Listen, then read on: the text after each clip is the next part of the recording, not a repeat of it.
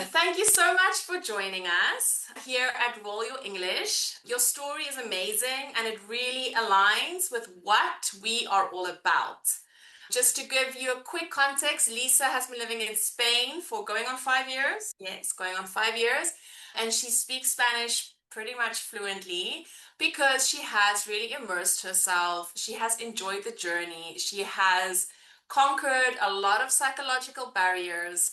Everything that we teach our students how to do when they join our school. So today I am very excited to interview her about her journey, about how she did it, the fears she had to overcome, the victories she is enjoying. So yes, Lisa, let's start.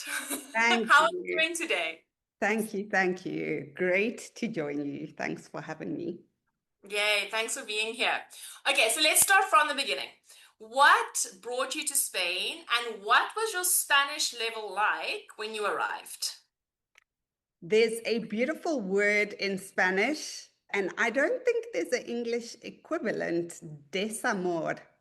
Like you either do things for love or for heartbreak. So I came to Spain. I came to Spain for heartbreak to fix my broken heart.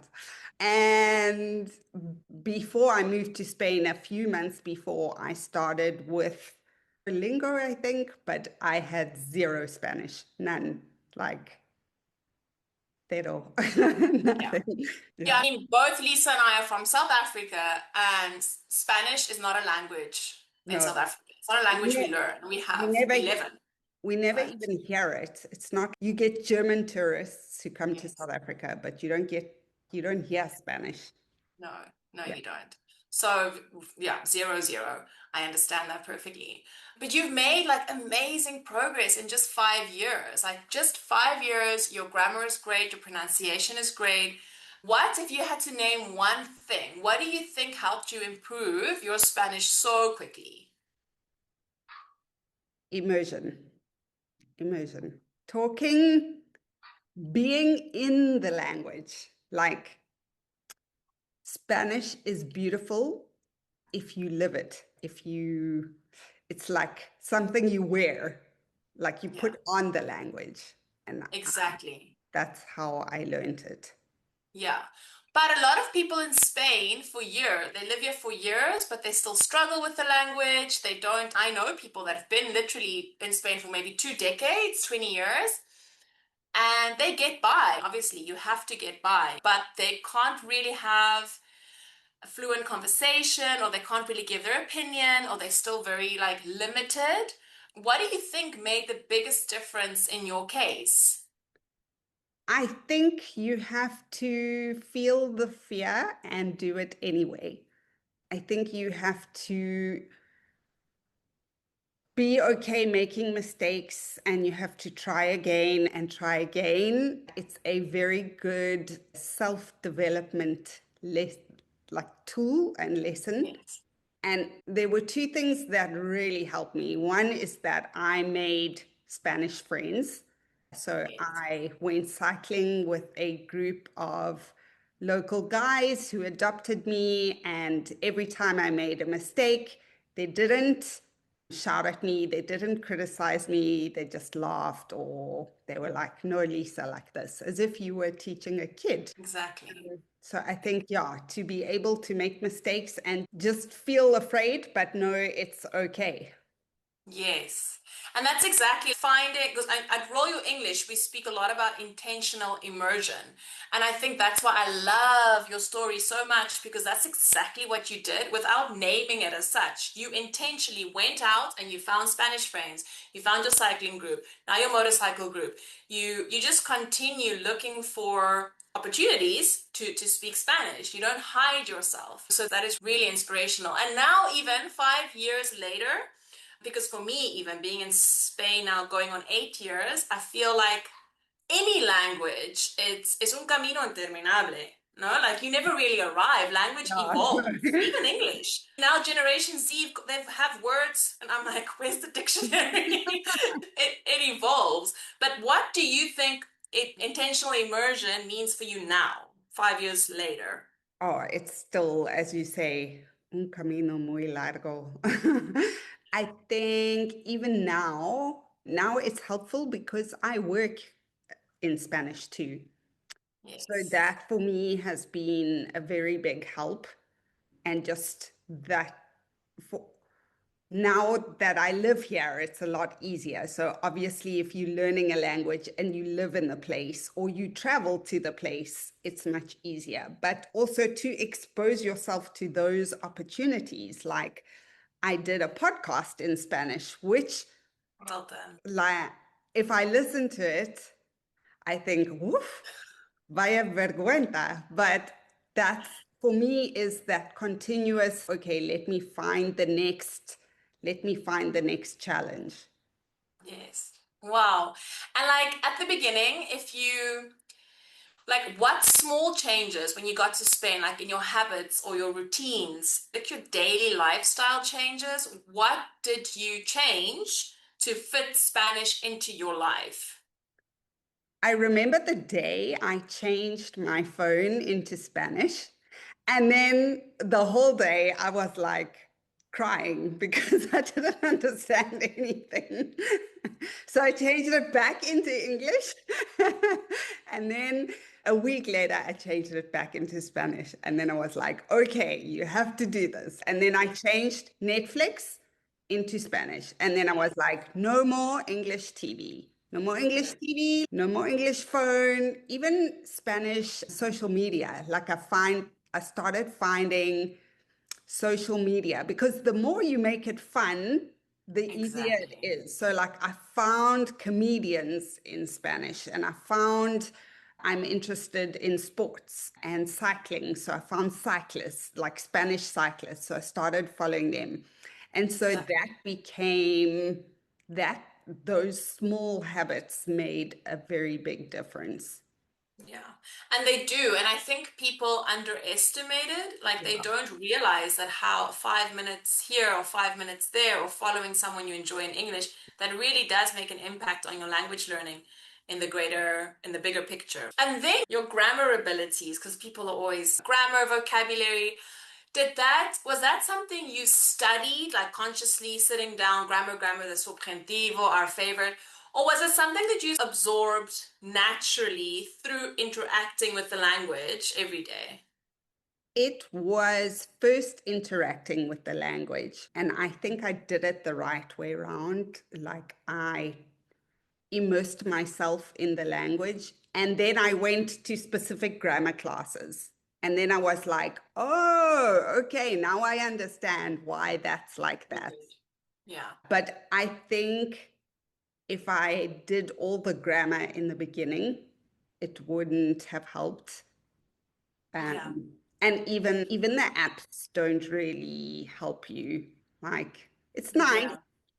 but it doesn't take you to that level that you need Yeah. to get to. Yeah. Exactly. Exactly. And I think also, that's what we always tell our students. You need to be connected to the language. It's like a friend. You need to get to know it. You need to connect with it. Just listen to it. Because if you do, like you say, first the grammar, then you start resenting the language Mm. because it's just so much, And you it's know? so hard, and it's you have no context and you have no love for it. It's just Exactly. it takes you back to those school days when you had to go and do maths. I'm very bad at maths, so like I don't want to sit and do hours of grammar. Yeah. Um, and in each language has a personality, and if you connect with Yes. the personality, then you can do the grammar later. Exactly, exactly. That's exactly what we teach and how we try for our students to understand it. Because I think in Spain they're used to the lists, the long lists, Yes. the grammar exercises, and it's just become a child.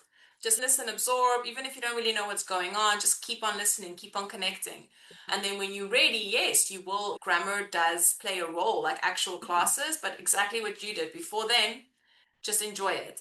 And then, when was a moment when you realized, oh, wow, I'm actually thinking in Spanish?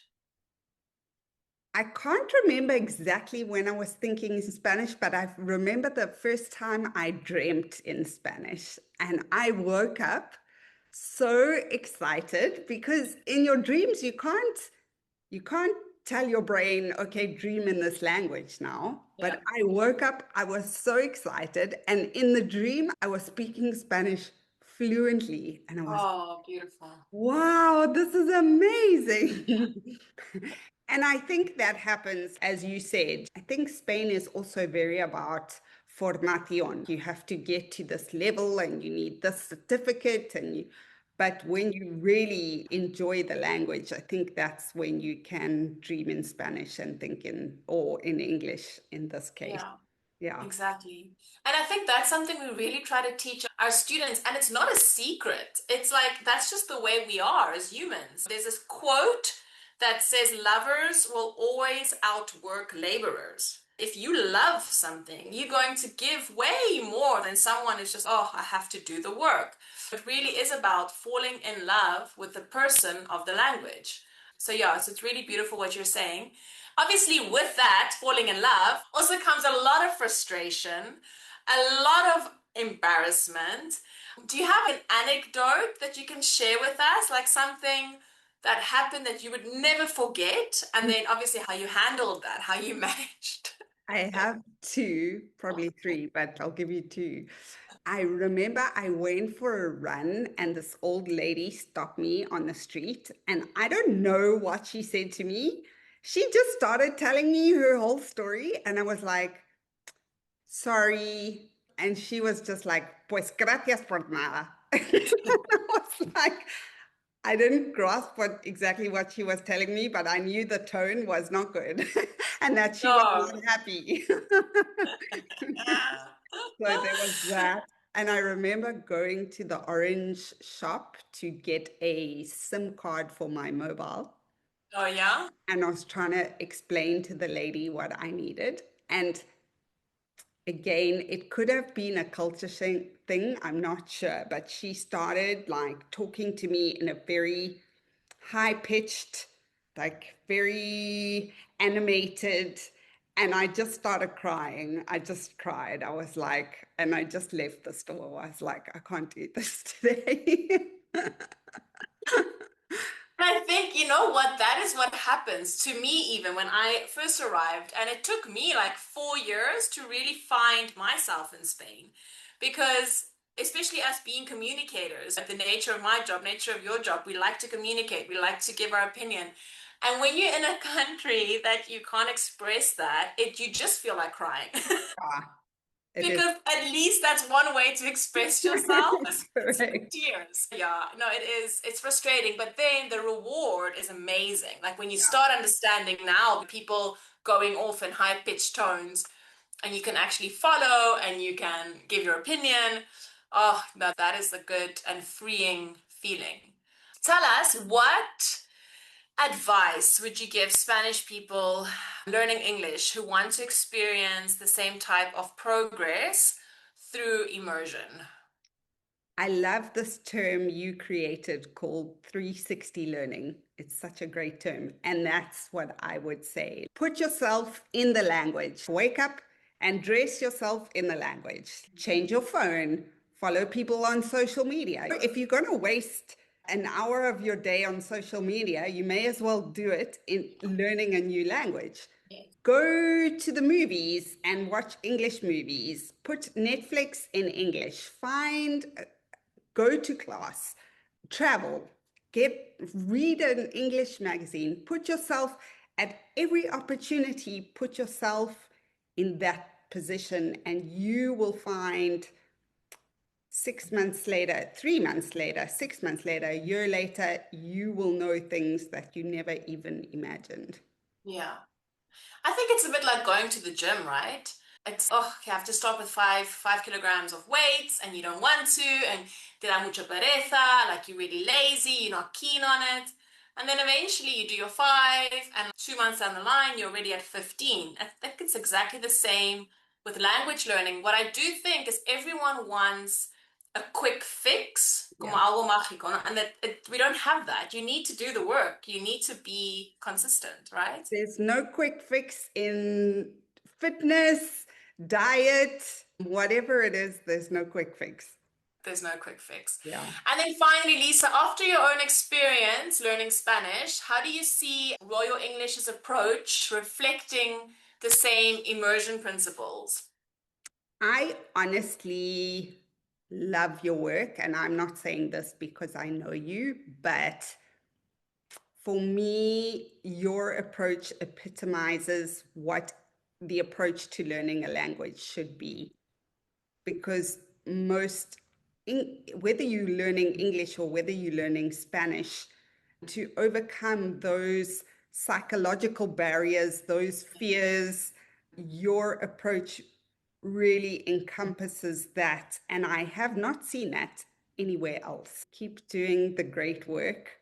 And if Oh, you're thank you. watching this, don't lose faith. You will speak English and keep going. Yes. Oh, thank you, Lisa. Yeah, I think at the end of the day, it's about, and it's also for me personally, again, learning a language is such a journey to getting to know yourself because it's seeing your frustrations, it's seeing how and when you give up, it's seeing even with what level you're satisfied with. Some people are like, bueno, me arreglo, no pasa nada. It's okay, fine. And you can see then they can't have deep conversations or they can't talk about politics or economy. And then other people are like, no, I want to be able to speak about Don Quixote in Spanish. And it's just cool to see the personality even come through your language learning. Yeah. And you, being a very determined woman, here you are, 5 years later, speaking fluently. So thank you, Lisa, for your Thank time. you. And we'll definitely be in touch. If you Yeah. want to go check out Lisa's website, it's lisasteingold.com. She does amazing work helping your brand visibility, helping people build brands because we know marketing, brand building, that can take a lot out of you. And she just has such a beautiful approach. She's Google's best friend. Like, honestly, like, if you need help, if Thank, you need help with Google and Google always changes its mind, Lisa is like Google's therapist. She's the connection between you and him or her. thank, So thank you for watching. Have a thank beautiful day. you. Please remember to follow the links in the description below. Ciao. Bye, Lisa. Bye.